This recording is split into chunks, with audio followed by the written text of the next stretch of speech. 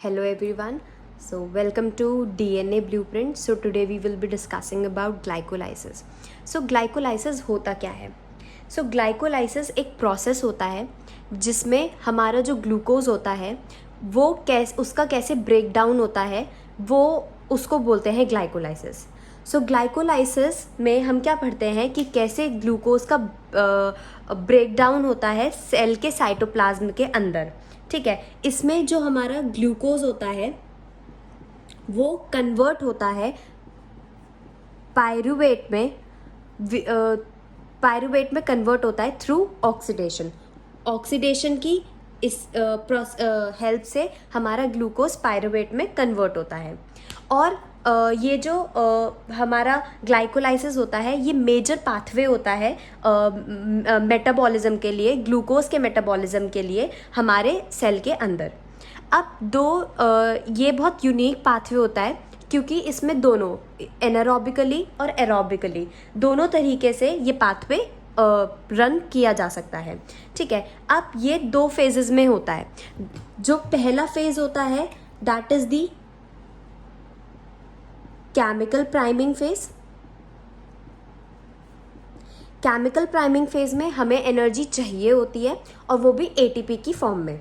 इसमें हमें एटीपी की फॉर्म में एनर्जी की रिक्वायरमेंट होती है. बट जो हमारा सेकेंड फेज होता है that is the energy yielding phase.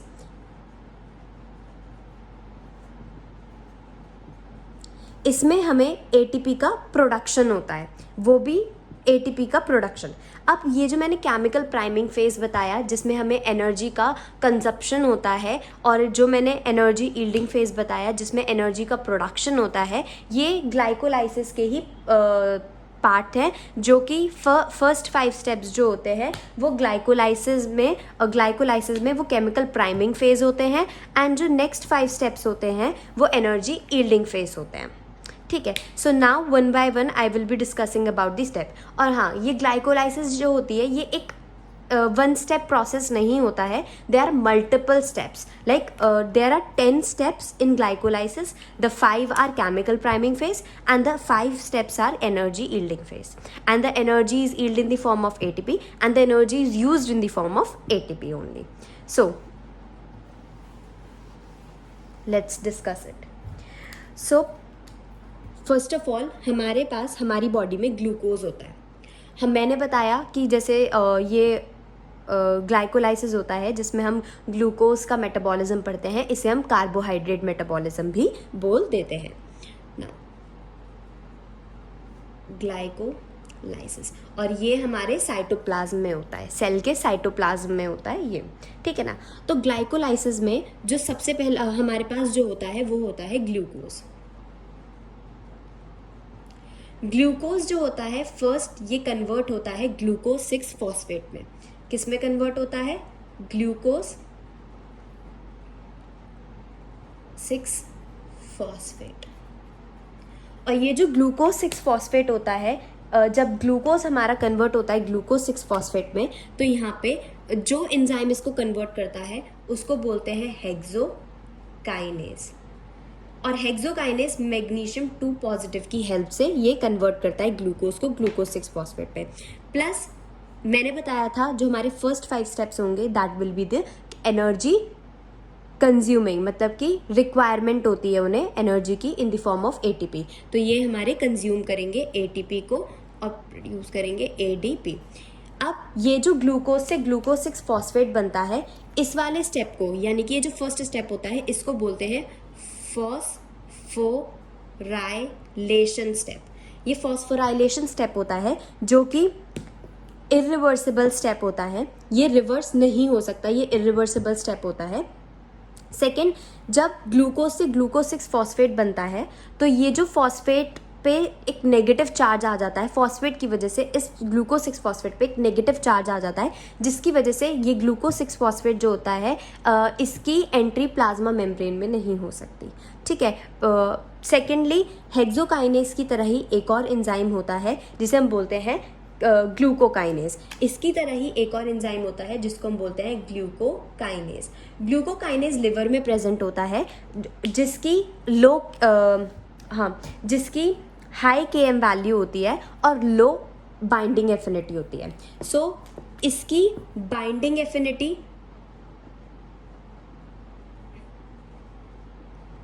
बहुत लो होती है, बट इसकी Km वैल्यू हाई होती है। हेक्सोकाइनेस की Km वैल्यू बहुत ज़्यादा होती है, लो होती है, और इसकी बाइंडिंग एफिनिटी बहुत ज़्यादा होती है। ये फीडबैक इनहिबिशन दिखाता है। जब कभी भी ग्लूकोज 6 फॉस्फेट ज़्यादा बन जाता है तो वो क्या कर देता है, इनहिबिट कर देता है हेक्सोकाइनेस को, बट ग्लूकोकाइनेस कोई भी फीडबैक इनहिबिशन शो नहीं करता है। ठीक है ना, ग्लूकोकाइनेस कोई भी फीडबैक इनहिबिशन शो नहीं करता है।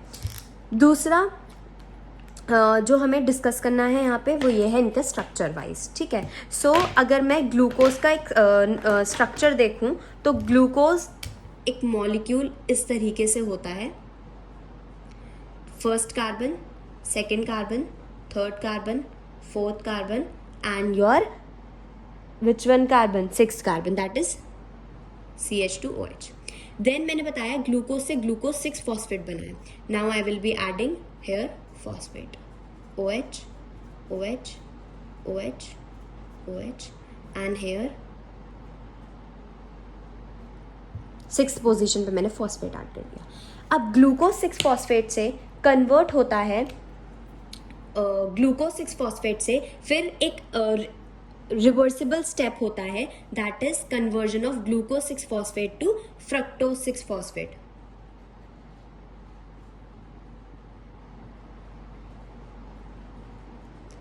ये जो फ्रक्टोज 6 फॉस्फेट होता है, जब ग्लूकोज 6 फॉस्फेट से फ्रक्टोज 6 फॉस्फेट हो रहा है, आपको दिख रहा है कि स्ट्रक्चर में मैं इसका स्ट्रक्चर ड्रॉ करती हूँ पहले। दैट इज दी, यहाँ पे ये है 1 carbon, second, third, fourth and fifth. ठीक है, तो ये जो हमारा फ्रक्टोज 6 फॉस्फेट है और ये हमारा ग्लूकोज 6 फॉस्फेट से जब फ्रक्टोज 6 फॉस्फेट में कन्वर्जन हुआ है तो आप देख रहे हो एक रीअरेंजमेंट हुई है, स्ट्रक्चर के बीच में एक रीअरेंजमेंट हुई है। सो ये जब भी रीअरेंजमेंट होती है तो एक एंजाइम होता है जिसका नाम होता है आइसोमरेज, वो हेल्प करता है रीअरेंजमेंट में। तो यहाँ पे जो एंजाइम होगा जो ग्लूकोज 6 फॉस्फेट से फ्रक्टोज 6 फॉस्फेट में कन्वर्ट कराएगा वो होगा फॉस्फोग्लूको आइसोमरेज। क्या होगा, फॉस्फो ग्लूको आइसोमरेज। ये हेल्प करता है रीअरेंजमेंट में। ठीक है ना, अब और इस वाले स्टेप को, that is the second step, इसको बोलते हैं आइसोमराइजेशन स्टेप। इसमें क्या होता है, जो कार्बोनिल ऑक्सीजन होती है कार्बन नंबर 1 से ऑफ मतलब ग्लूकोज 6 फॉस्फेट के कार्बन नंबर 1 से वो कार्बन नंबर 2 पे मूव कर जाती है एंड ये एक कीटोस फॉर्म बना लेती है। ये एक एल्डिहाइड फॉर्म है ग्लूकोज 6 फॉस्फेट, और फ्रक्टोज 6 फॉस्फेट एक कीटोस फॉर्म है। ठीक है, तो ये एल्डो से कीटोस फॉर्म में आ जाती है। कैसे आएगी, जब कार्बोनिल ऑक्सीजन जो होती है कार्बन नंबर 1 की वो मूव कर जाती है कार्बन नंबर 2 पे, और इस वाले स्टेप को बोलते हैं आइसोमराइजेशन स्टेप। ये कौन सा स्टेप होता है, this is isomerization step, that is the second step. Second step is isomerization step. चलो स्टेप मत लिखो यहाँ पे, बस आइसोमराइजेशन लिखो। ठीक है ना, second step is your isomerization step. फिर फ्रक्टोज 6 फॉस्फेट से कन्वर्ट होता है फ्रक्टोज 1,6 बिस फॉस्फेट में। अब फ्रक्टोज 6 फॉस्फेट से फिर कन्वर्जन होता है फ्रक्टोज 1,6 बिस फॉस्फेट में।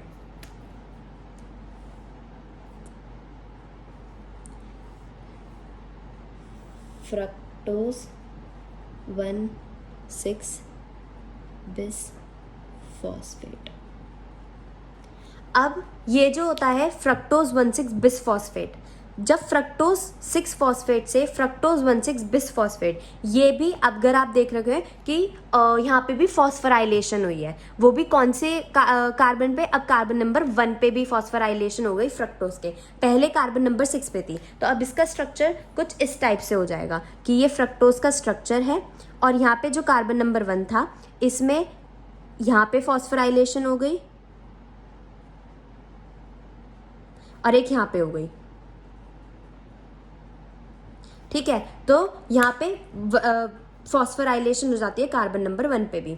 अब ये जो एंजाइम फॉस्फोराइलेशन में हेल्प करता है उसको बोलते हैं फॉस्फोफ्रक्टोकाइनेज। उसको, इस एंजाइम को क्या बोलते हैं? इस एंजाइम को बोलते हैं फॉस्फोफ्रक्टोकाइनेज। ये जो फॉस्फोफ्रक्टोकाइनेज होता है, प्लस इसमें मैग्नीशियम की हेल्प चाहिए होती है।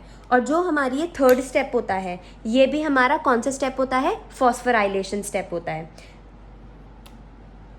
जो न्यूली हाइड्रोक्सिल ग्रुप था कार्बन नंबर 1 पे, अब वो फॉस्फोराइलेटेड हो गया है। ठीक है, अब वो क्या हो गया है? फॉस्फोराइलेटेड हो गया है। ठीक है, सो यहाँ फ्रक्टोज 6 फॉस्फेट से कन्वर्ट हो गया है फ्रक्टोज 1,6 बिस फॉस्फेट में। और जब ये फ्रक्टोज 6 फॉस्फेट से फ्रक्टोज 1,6 बिस फॉस्फेट में कन्वर्ट होगा, मतलब फॉस्फोराइलेशन होगी, तो यहाँ पे एटीपी का कंजप्शन होगा। एटीपी का कंजप्शन होगा। ठीक है, और ये रेट लिमिटिंग स्टेप होगा ग्लाइकोलाइसिस का, बिकॉज ये क्योंकि ये कंट्रोल करेगा एंट्री किसकी? शुगर की इन दी ग्लाइकोलाइसिस। ये स्टेप होगा जो कंट्रोल करेगा, तो ये रेट लिमिटिंग स्टेप होगा। दूसरा, ये इरिवर्सिबल स्टेप होगा, मतलब रिवर्स नहीं होगा। ठीक है ना।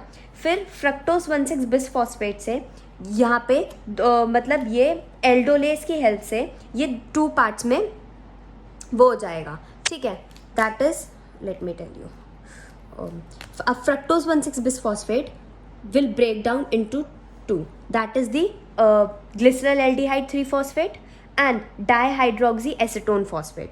ठीक है, the one is glyceraldehyde 3 phosphate and the other is dihydroxyacetone phosphate. और ये किसकी हेल्प से हुआ है? ये एक एंजाइम होता है जिसे बोलते हैं एल्डोलेज। जिसे क्या बोलते हैं? आई will be writing here, aldolase. और इसमें जिंक की ज़रूरत पड़ती है, Zn2 पॉजिटिव की। अब ये जो स्टेप होता है, हाँ मैं यहाँ पे लिखना भूल गई कि थर्ड स्टेप हमारा फॉस्फोराइलेशन स्टेप था। द फोर्थ स्टेप जो अब हमारा हुआ है, इसे बोलते हैं क्लीवेज स्टेप। इसमें जो 6 कार्बन, क्योंकि ग्लूकोज हमारा 6 कार्बन का था, ग्लूकोज 6 फॉस्फेट हमारा 6 कार्बन का था, फ्रक्टोज 6 कार्बन का, ये भी 6 कार्बन का था। अब ये 6 कार्बन से 3 कार्बन का ग्लिसरॉल्डिहाइड 3 फॉस्फेट में ब्रेक हो गया है एंड डाईहाइड्रोक्सी एसीटोन 3 फॉस्फेट में कन्वर्ट हो गया है, वो भी 3 कार्बन का। बट इसमें यहाँ पे एक और स्टेप होता है आइसोमरेज का ही, ठीक है, जिसमें ये जो डाईहाइड्रोक्सी एसीटोन फॉस्फेट होता है, ये ग्लिसरॉल्डिहाइड 3 फॉस्फेट में कन्वर्ट हो जाता है, क्योंकि ग्लाइकोलाइसिस में ग्लिसरॉल्डिहाइड 3 फॉस्फेट ही प्रोसीड करता है। तो यहाँ पे एक स्टेप होता है जो कि रिवर्सिबल होता है, और यहाँ पे जो एंजाइम होता है वो होता है ट्रायोस फॉस्फेट आइसोमरेज। ये एंजाइम हेल्प करता है कन्वर्जन में ग्लिसरॉल्डिहाइड फॉस्फेट की डाईहाइड्रोक्सी इसमें। अब यहाँ पे ब्रेक डाउन कैसे होता है? मैंने बताया था कार्बन नंबर 1 होगा, ये 2 होगा, ये 3 होगा, ये 4 होगा, 5 होगा, ये 6 होगा। तो अब ये जो डाईहाइड्रोक्सी एसीटोन फॉस्फेट बनेगा, it will be like this. यहाँ से ऐसे करके इसकी ब्रेकेज हो जाएगी, ठीक है, ऐसे करके टूटेगा और ये आपको देगा, ठीक है। और ये जो होगा ये होगा कार्बन नंबर 1, ये होगा कार्बन नंबर 2 और ये होगा कार्बन नंबर 3, ठीक है। तो इसका ये होगा कार्बन नंबर 1, ये होगा कार्बन नंबर 2, ये होगा कार्बन नंबर 3। अब जो ग्लिसरॉल्डिहाइड 3 फॉस्फेट होगा उसका स्ट्रक्चर कुछ इस टाइप का होगा, दैट इज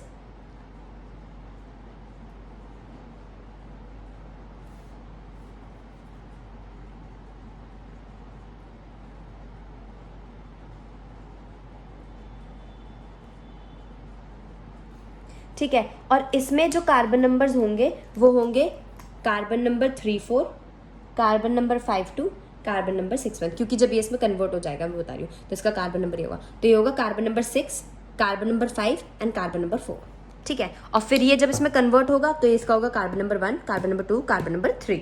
समझ में आ गया। अब ये जो ग्लिसरल एल्डिहाइड 3 फॉस्फेट होता है, फिर ये कन्वर्ट होता है, ठीक है। ग्लिसरल एल्डिहाइड 3 फॉस्फेट जो अब हमारा ये है, हम इसके थ्रू प्रोसीड करेंगे अपनी फर्दर रिएक्शन को, ठीक है ना। हम इसके थ्रू प्रोसीड करेंगे। अभी मेरे, हाँ ये स्टेप्स हो गए हैं, ठीक है ठीक है।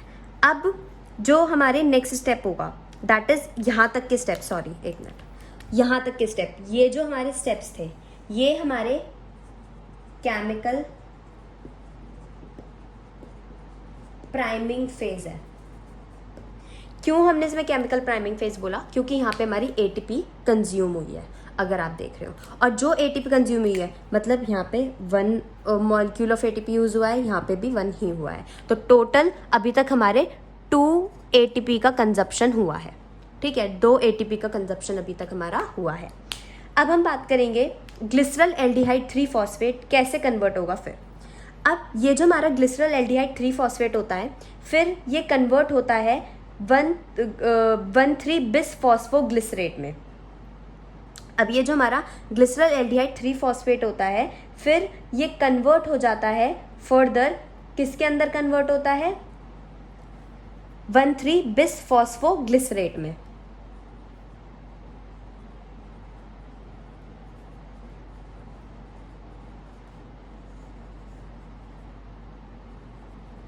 ठीक है, 1,3 बिस फॉस्फोग्लिसरेट में। और 1,3 बिस फॉस्फोग्लिसरेट का कुछ स्ट्रक्चर बता देती हूँ अब कैसे दिखता है, वो यहाँ पे बना के दिखाऊंगी, ठीक है। दैट इज 1,3 बिस फॉस्फोग्लिसरेट। अब इसकी, हाँ यहाँ पे भी क्या हो जाएगी? फॉस्फोराइलेशन हो जाएगी। अब ये जो रिएक्शन होती है ये किसकी हेल्प से होती है? एक एंजाइम होती है जिसको बोलते हैं ग्लिसरल एल्डिहाइड 3 फॉस्फोडिहाइड्रोजिनेज। क्या बोलते हैं? ग्लिसरल सॉरी एक एंजाइम होता है इसको कराने के लिए, वो होता है ग्लिसरल एल्डिहाइड 3 फॉस्फेट, इसे समझ लेना डिहाइड्रोजिनेज। और जब ये रिएक्शन होती है तो यहाँ पे क्या होता है? NAD पॉजिटिव में इनऑर्गेनिक फॉस्फेट ऐड होता है जो NADH प्लस 2H पॉजिटिव में कन्वर्ट हो जाता है, जिसमें 2 NAD पॉजिटिव रिड्यूस्ड हो जाते हैं, ठीक है। और 2 इनऑर्गेनिक फॉस्फेट ऐड होती हैं और ये रिड्यूस्ड होके NADH प्लस 2H पॉजिटिव बना लेते हैं, ठीक है। और ये जो the energy generation phase of glycolysis जो होता है वो यहाँ से स्टार्ट होता है। जो अभी मैंने बताया था ना कि अभी केमिकल प्राइमिंग फेज था, अब मैं एनर्जी जनरेशन स्टेप बता रही हूँ। तो एनर्जी जनरेशन स्टेप जो होते हैं ग्लाइकोलाइसिस के, वो यहाँ से चालू होते हैं, ठीक है। वो कहाँ से चालू होते हैं? वो इस वाले स्टेप से चालू होते हैं, ठीक है। एनर्जी जनरेशन स्टेप्स जो होते हैं, एंड याद रखना ये 5th था, ये ट्रायोज वाला ये 5th स्टेप था, ठीक है। अब मैं आपको 6th स्टेप बता रही हूँ, ये वाला, ठीक है ना। तो ये हमारा एनर्जी जनरेशन होता है। अब एक इसका इनहिबिटर भी होता है, कभी कभार ये वाला स्टेप जो होता है ये इनहिबिट हो जाता है। तो ये आइडो एसिटेट होता है जो इनहिबिट कर देता है एंजाइम बाय रिएक्ट करके उसके फ्री SH ग्रुप से। एक चलो यहाँ पे लिख लो कि एक पॉइंट बना के कि हाँ, आइडो एसिटेट जो होता है, और ये 6th स्टेप इसको याद रखना। आइडो एसिटेट ये इनहिबिटर होता है एंजाइम का जो उसके फ्री SH ग्रुप से रिएक्ट कर जाता है। नाउ अब ये जो हमारा 1,3 बिस फॉस्फेट होता है ये कन्वर्ट हो जाता है 3 फॉस्फोग्लिसरेट में। किस में कन्वर्ट होता है? और हाँ, ये जो हमारा ग्लिसरल एल्डिहाइड से 1,3 बिस फॉस्फोग्लिसरेट था, ये एक रिवर्सिबल स्टेप है, ठीक है। ये एक रिवर्सिबल स्टेप है। अब ये हमारा जो 1,3 बिस फॉस्फोग्लिसरेट था ये कन्वर्ट होगा किस में? 3 फॉस्फोग्लिसरेट में। ये जो 3-फॉस्फोग्लिसरेट होता है हमारा, अब जो हमारा 1,3-बिस-फॉस्फोग्लिसरेट से 3-फॉस्फोग्लिसरेट बना है, इसमें एटीपी का प्रोडक्शन होता है। फर्दर ये भी हमारा रिवर्सिबल स्टेप ही होता है। और इसमें जो एंजाइम यूज्ड होता है वो होता है फॉस्फोग्लिसरेट काइनेज। क्या होता है? Phosphoglycerate kinase. ठीक है। और यहाँ पे सबस्ट्रेट लेवल ऑफ फॉस्फोराइलेशन होती है, क्योंकि एटीपी का प्रोडक्शन होता है वो भी डायरेक्टली एडीपी से। और यहाँ पे 2 एडीपी को यूज करके 2 एटीपी का प्रोडक्शन होता है। ठीक है ना। एंड इसमें क्या होता है, हाई एनर्जी फॉस्फेट जो होता है 1,3-बिस फॉस्फोग्लिसरेट का, उसको यूज़ करा जाता है ईल्ड करने के लिए एटीपी। जो 1,3-बिस फॉस्फोग्लिसरेट का हाई एनर्जी फॉस्फेट होता है उसको यूज़ करा जाता है 3-फॉस्फोग्लिसरेट के प्रोडक्शन के लिए। ठीक है ना। अब इसके बाद जो थर्ड नेक्स्ट स्टेप होता है, क्योंकि ये हमारा 6th स्टेप था, तो ये हमारा 7th स्टेप है। फर्दर हमारा 3-फॉस्फोग्लिसरेट का स्ट्रक्चर क्या होगा ये और बताती हूँ। तो 3-फॉस्फोग्लिसरेट विल बी 3-फॉस्फोग्लिसरेट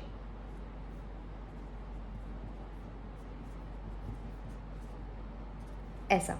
ठीक है। और ये 3-फॉस्फोग्लिसरेट होता है। अब ये 3-फॉस्फोग्लिसरेट कन्वर्ट हो जाता है किसके अंदर?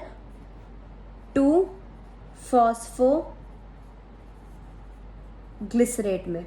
अब ये जो हमारा 2-फॉस्फोग्लिसरेट होता है, इसमें ये भी एक रीअरेंजमेंट ही है, बट इसमें आइसोमरेज यूज नहीं होगा, म्यूटेज यूज होता है। क्या होता है? एक एंजाइम होता है, म्यूटेज होता है, क्योंकि इसमें मतलब एक जगह से दूसरी जगह पे शिफ्टिंग हो रही है। ठीक है। तो इसमें क्या होता है, जो फॉस्फेट ईस्टर लिंकेज होती है 3-फॉस्फोग्लिसरेट की, उसकी लो फ्री एनर्जी होती है हाइड्रोलाइसिस की। सो इसमें क्या होता है, जो कार्बन नंबर 3 होता है वो मूव कर जाता है कार्बन नंबर 2 पे और ईल्ड करता है क्या हमारा 2-फॉस्फोग्लिसरेट, दैट इज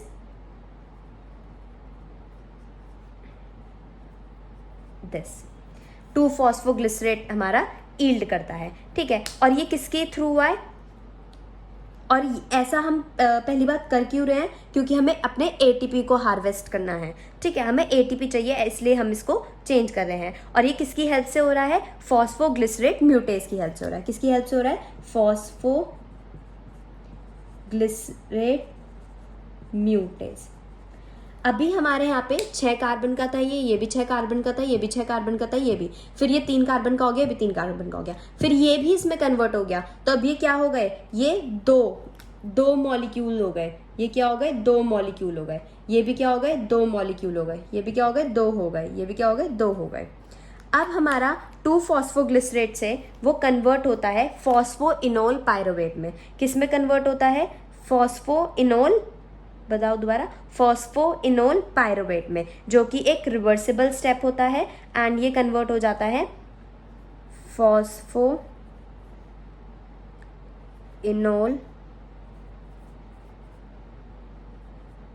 पायरुवेट में। ठीक है। और ये जो फॉस्फोइनोल पायरुवेट होता है, ये एक इनोलेज स्टेप होता है, इनोलेज एंजाइम होता है, जो इसमें हेल्प करता है कन्वर्ट करने में 2-फॉस्फोग्लिसरेट से फॉस्फोइनोल पायरुवेट में थ्रू रिमूवल ऑफ वाटर का रिमूवल होता है। और जब पानी रिमूव होता है, जब वाटर का रिमूवल होता है, तो बॉन्ड की फॉर्मेशन होती है। जब कभी भी जब हम एंजाइम की क्या वो पढ़ते हैं, एंजाइम पढ़ते हैं, तो हम उसमें देखते हैं कि जब भी वाटर रिमूव होगा तो वहाँ पर क्या होगा, बॉन्ड की फॉर्मेशन होती है। ठीक है। So here a bond is formed.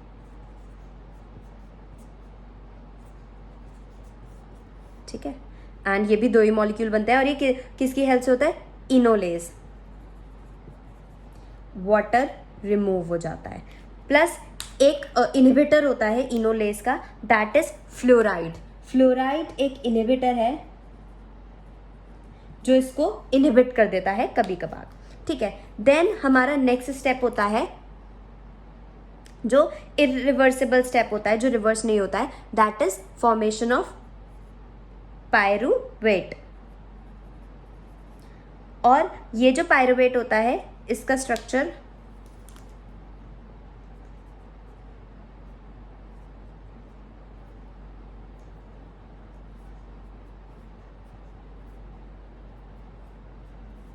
ठीक है, और ये यहाँ पे भी प्रोडक्शन होता है एनर्जी का, वो भी 2 एटीपी का प्रोडक्शन होता है,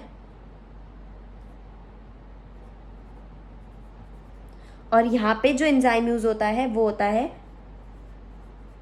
पायरुवेट काइनेज अलोंग, इसमें मैग्नीशियम 2 पॉजिटिव का इस्तेमाल होता है। और ये सेकेंड, पहले एक बार यहाँ पे हुई थी जब ये कन्वर्ट हो रहा था 1,3 बिस फॉस्फोग्लिसरेट से 3 फॉस्फोग्लिसरेट में, सबस्ट्रेट लेवल ऑफ फॉस्फोराइलेशन, एक यहाँ पे होगी सबस्ट्रेट लेवल ऑफ फॉस्फोराइलेशन। ठीक है, तो total 2 substrate level of phosphorylation हमने इसमें देख ली। तो ये थी ग्लूकोज कैसे, और हाँ यहाँ पे भी 2 मॉलिक्यूल फॉस्फोइनॉल पायरुवेट के बनेंगे और 2 ही मॉलिक्यूल बनेंगे यहाँ पे हमारे किसके, पायरुवेट के। ठीक है ना, दो ही मॉलिक्यूल हमारे किसके बनेंगे यहाँ पे, पायरुवेट के। ठीक है, अब इसमें जो हमें देखना है, एक बार मैं आपको इसको गो थ्रू करा देती हूँ हर चीज़ से। ठीक है, और फिर मैं इसमें बताऊंगी कि कितनी लास्ट में हमारी एटीपी का प्रोडक्शन हुआ और क्या वो हुआ। हाँ, अब ये जो हमारे बाकी के स्टेप थे, that is the 7th step, then 8th step, then 9th step, then 10th step, ये थे। ये हमारे बाकी के 5 स्टेप जो थे ये हमारे एनर्जी यील्डिंग स्टेप है। ये क्या है, हमारे एनर्जी यील्डिंग स्टेप है, जिसमें हमारी एनर्जी का प्रोडक्शन हुआ है। ठीक है, तो मैंने आपको बताया था कि कैसे ग्लूकोज 2 पायरुवेट में मॉलिक्यूल्स में कन्वर्ट होता है। ये एक 1 वे स्टेप प्रोसेस नहीं होता है, ये एक मल्टीपल स्टेप प्रोसेस होता है। डिफरेंट टाइप्स के एंजाइम्स का यूज़ होता है। प्लस इसमें मैंने आपको बताया था कि ये हमारे सेल के साइटोप्लाज्म में होता है। एंड इसमें जैसे हमारा ग्लूकोज होता है तो सबसे पहले वो ग्लूकोज 6 फॉस्फेट में कन्वर्ट होता है हेक्सोकाइनेस और मैग्नीशियम 2 पॉजिटिव की हेल्प से, और इसमें एटीपी जो होती है वो कंज्यूम होती है। ठीक है ना, और इसे फॉस्फोराइलेशन स्टेप बोलते हैं, जिसमें कार्बन नंबर 6 पे हमारा फॉस्फोराइलेशन होती है। देन ग्लूकोज 6 फॉस्फेट से कन्वर्ट होता है फ्रक्टोज 6 फॉस्फेट में, जिसमें एक रीअरेंजमेंट स्टेप होती है, जिसमें आइसोमरेज का इस्तेमाल होता है। एंड इसमें ये एक आइसोमराइजेशन स्टेप होता है। देन फ्रक्टोज 6 फॉस्फेट से फ्रक्टोज 1,6 फॉस्फेट में, इसमें फिर से ये फॉस्फोराइलेशन स्टेप होती है, जिसमें आपका क्या होता है, मैग्नीशियम 2 पॉजिटिव और फॉस्फोफ्रक्टोकाइनेज का इस्तेमाल होता है। इससे मैंने बताया था ये एक रेट लिमिटिंग स्टेप होता है। एंड यहाँ पे क्या होता है, फर्स्ट पोजीशन पे भी फॉस्फोराइलेशन होती है। देन फ्रक्टोज 1,6 बिस फॉस्फेट से ये एल्डोलेस की हेल्प से, जो एक क्लीवेज एंजाइम होता है, क्लीविंग एंजाइम होता है विद जिंक 2 पॉजिटिव, ये 2 पार्ट्स में टूट जाता है, glycerol aldehyde 3 phosphate and dihydroxy acetone phosphate. ये डाईहाइड्रोक्सी एसीटोन फॉस्फेट फिर से कन्वर्ट होता है ग्लिसरल एल्डिहाइड 3 फॉस्फेट में with the help of triose phosphate isomerase की हेल्प से। ठीक है, फिर ये ग्लिसरल एल्डिहाइड 3 फॉस्फेट के 2 मॉलिक्यूल्स कन्वर्ट होता है 1,3 बिसफॉस्फोग्लिसरेट में with the help of glycerol aldehyde 3 फॉस्फोडिहाइड्रोजनेज, और ये वो स्टेप होता है जहां से एनर्जी यील्डिंग स्टेप होता है ग्लाइकोलाइसिस का, जहां से स्टार्ट होती है। ठीक है, यहाँ से स्टार्ट होती है, जहाँ मतलब एनर्जी यील्डिंग स्टेप यहाँ से चालू होता है। फिर 1,3 बिस फॉस्फोग्लिसरेट कन्वर्ट होता है 3 फॉस्फोग्लिसरेट में, जिसमें हमें 2 एटीपी से 2 एटीपी का प्रोडक्शन होता है, और with the help of phosphoglycerate kinase की हेल्प से। ठीक है ना, फिर मैंने बताया था 3 फॉस्फोग्लिसरेट के बाद 2 फॉस्फो, जो एक रीअरेंजमेंट स्टेप ही होता है। ठीक है, जिसमें म्यूटेज यूज होता है, जिसे हम बोलते हैं फॉस्फोग्लिसरेट म्यूटेज यूज होता है, और ये एक रीअरेंजमेंट स्टेप होता है। फिर 2 फॉस्फोग्लिसरेट से 2 फॉस्फोइनॉल पायरुवेट में कन्वर्ट होता है, जिसमें वाटर का रिमूवल होता है। इनोलेस का काम आता है, इनोलेस को इनहिबिट करेगा फ्लोराइड, जैसे यहाँ पे ग्लिसरल एल्डिहाइड 3 फॉस्फेट डिहाइड्रोजनेज को इनहिबिट कराता है आइडोएसिटेट। ठीक है, अब 2 फॉस्फोइनॉल पायरुवेट कन्वर्ट हो जाता है पायरुवेट में, पायरुवेट काइनेज और मैग्नीशियम 2 पॉजिटिव की हेल्प से, प्लस एटीपी का प्रोडक्शन होता है। तो total now I have discuss about glucose से पायरुवेट की फॉर्मेशन कैसे हुई। दूसरी चीज़ मुझे जो यहाँ पे डिस्कस करनी है वो करनी है कि कितना मेरा टोटल एटीपी का प्रोडक्शन हुआ है और कितने मेरे एटीपी यहाँ पे लॉस हुए हैं। ठीक है, तो जो मैं यहाँ पे बता रही हूँ, अगर मैंने अभी तक देखा कि जब हमारा ग्लूकोज से glucose 6 phosphate, that is the first step of phosphorylation, यहाँ पे मेरा 1 एटीपी का कंजप्शन हुआ है। ठीक है। फिर मैंने देखा अपना C फॉर कंजप्शन हुआ है कि जब मैंने फ्रक्टोज 6 फॉस्फेट से फ्रक्टोज 1,6 फॉस्फेट में कन्वर्ट करा तो यहाँ पे मेरे 1 ATP का फिर से कंजप्शन हुआ है। आप यहाँ पे लिखते रहना, ठीक है। फिर मैंने देखा कि जब मेरा 1,3 बिस फॉस्फोग्लिसरेट से 3 फॉस्फोग्लिसरेट में कन्वर्ट हुआ है तो यहाँ पे मेरे 2 ATP का प्रोडक्शन हुआ है। फिर मैंने देखा कि जब मेरा फॉस्फोइनॉल पायरुवेट से पायरुवेट में कन्वर्ट हुआ है फिर से मेरे 2 ATP का प्रोडक्शन हुआ है। तो टोटल मेरे पास 4 ATP का प्रोडक्शन हुआ है, 2 ATP का कंजप्शन हुआ है, ठीक है। सो अगर मेरे पास 4 प्रोड्यूस हुए हैं, ठीक है, और 2 का कंजप्शन हुआ है तो टोटल मेरे पास 2 ATP का प्रोडक्शन हुआ है। तो टोटल ग्लाइकोलाइसिस जो होती है जब ग्लूकोज से पायरुवेट, तो ये मुझे टोटल 2 ATP प्रोवाइड करती है, ठीक है। मुझे 2 ATP का प्रोडक्शन होता है, ठीक है। देन इसमें मेरे पास जब मैं आपको रेगुलेशन ऑफ ग्लाइकोलाइसिस पढ़ाऊंगी तो मैं इसमें आपको बताऊंगी कि मेरे पास 3 एंजाइम होते हैं, hexokinase, phosphofructokinase and your pyruvate kinase, जो हेल्प करते हैं ग्लाइकोलाइसिस को मेंटेन मतलब रेगुलेट करने में। दैट इज बिकॉज क्योंकि एक तो ये इरिवर्सिबल स्टेप होते हैं, बट जो मेन रोल होता है ग्लाइकोलाइसिस की रेगुलेशन में मेजर रोल जो प्ले करता है वो होता है phosphofructokinase. Hexokinase and pyruvate kinase also play the role but not major role is played by phosphofructokinase that we will be starting in the next lecture, जिसमें हम पढ़ेंगे कि हमारा कैसे ग्लाइकोलाइसिस का रेगुलेशन होता है। Till now it is a discussion about till now I have discuss about glycolysis कि ये कैसे होती है और क्या होती है। नेक्स्ट वीडियो में मिलते हैं। Okay bye.